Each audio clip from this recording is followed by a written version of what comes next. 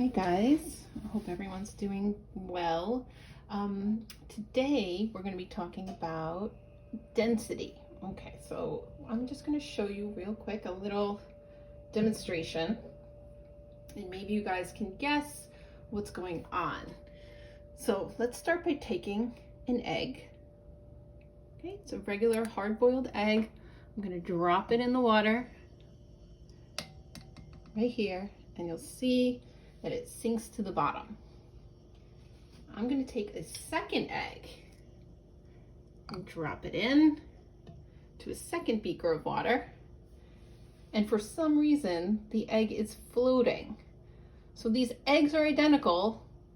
They're the same types of eggs from the same batch. They are both hard boiled. However, one is in water and floating, and the other one is sinking. So what is going on here? Can anyone guess? Okay, I'll give you the answer. In beaker 1, we have regular fresh water right from the tap.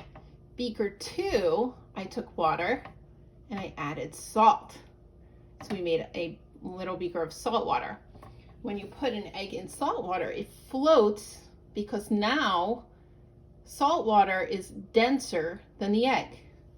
The egg is less dense than salt water.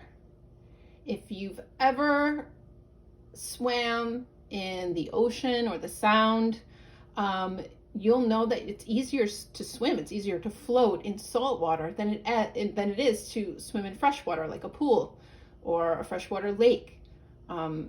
There is a place called the Dead Sea, and it is so salty that it's impossible to sink in it. So it's nearly impossible to drown in the Dead Sea, believe it or not. But it's called the Dead Sea because it's so salty, nothing can live in it. But it is so salty that you can literally float and not sink. Okay, so that just shows us what we're talking about with density today. Now, similarly, right? So what is density? Let's take this rock right here, right? Take a look at that rock. You can imagine if you were holding this rock, it might be really, really heavy, right? So let's now take a look at this sponge. It's about the same size as the rock, but you can imagine how much lighter the sponge is than the rock. So that is a really good example of differences in density, where the size might be the same, but one is extremely heavy and the other one is extremely light. And this is because of the way we describe density, right? Density is a comparison of mass to volume. So this one has a very high mass. However, this sponge has a very low mass. Even though the volume might be similar, meaning they take up the same amount of space, the rock, has a lot more mass to it, right, than our sponge, which has a lot less mass going on here. Okay, so I'm going to now show you. Let's take a look at our formula for density. Formula for density is mass divided by volume. Of course, that could be found on page 1 of the Earth Science reference table. And now I'm going to show you another cool demonstration, right? Just to show you the differences in density, not just of solids like the rock and the sponge, but of liquids. So let's take something like honey. Okay, honey is very thick. It's actually a very high density. I'm going to pour this honey into the bottom of this cylinder and fill this up.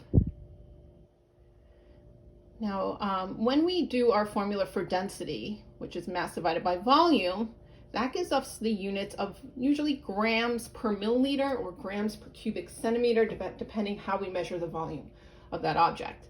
So if you look here, honey has a density of 1.42 grams per milliliter. That's a pretty high density for a liquid. So that's going to hang out on the bottom. Then we're going to take some corn syrup. I added a little food coloring so you could see the difference. We're going to put that in next. Okay, add a little green to that. Now it doesn't seem like much, but the density of corn syrup is 1.33 grams per milliliter, which doesn't seem like a huge difference from the honey, but it's enough to make the corn syrup float on top of the honey. Then we're going to take our dish soap is next, which is going to be 1.06 grams per milliliter. And that is a little blue color to it right above the corn syrup. And then we're going to add water. Now, water is one of those things where you should know the density of water. Water is going to have a density of 1, right? That's like our baseline. That's what we're going to compare all other densities to. So if something is more dense than water, it's going to sink. However, it's less dense than water, it's going to float. So if we add water, kind of mixed up with dish soap, but it should separate in a second. You'll see it kind of separate out. I poured it from too high, so it kind of mixed up a little bit. Okay, so that's going to be the next one. And then we have vegetable oil, which is less dense than water.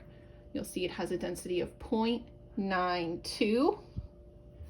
Okay, and that's going to go in last. So kind of put that on the side here so it doesn't mix up too much. And you'll see that is floating on top of the water. Kind of dyed it too dark.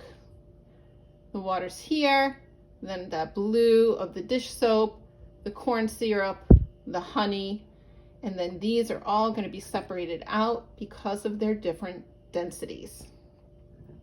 Right, so again, you could see here when we calculate the density of these different liquids, honey is the most dense. It's going to sink to the bottom. Then we have corn syrup, which is less dense than the honey, but more dense than the dish soap. Our dish soap is 1.06. Our water, density of 1. And then we have our vegetable oil, which is the least dense of all those liquids floating on top right here. So now let's take something like a screw. Obviously, I think we all have an idea of what's going to happen to it. It's going to sink to the bottom. That honey's pretty thick, but that screw will still sink to the bottom.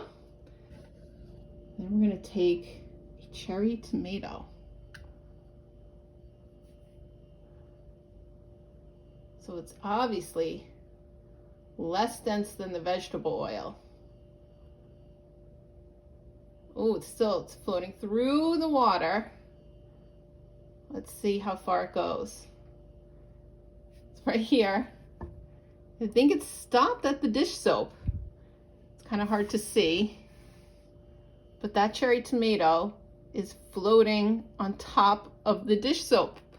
So what does that mean for that cherry tomato? It means that it must be less dense than the dish soap, corn syrup, and honey, but more dense than the water and the vegetable oil because it sunk to the bottom of both of those, but is now floating on top of the 3 on the bottom. And then of course we have here this little light fuzzy ball, and that's going to float right on top because that is less dense than everything in the tube, and that's going to hang out up there. Okay, so I hope that shows you guys or gives you guys a good understanding of what density is all about. And obviously we'll talk more about it in class, and we'll post a PowerPoint and some notes. So hopefully this helps, guys. See you all soon. Thanks.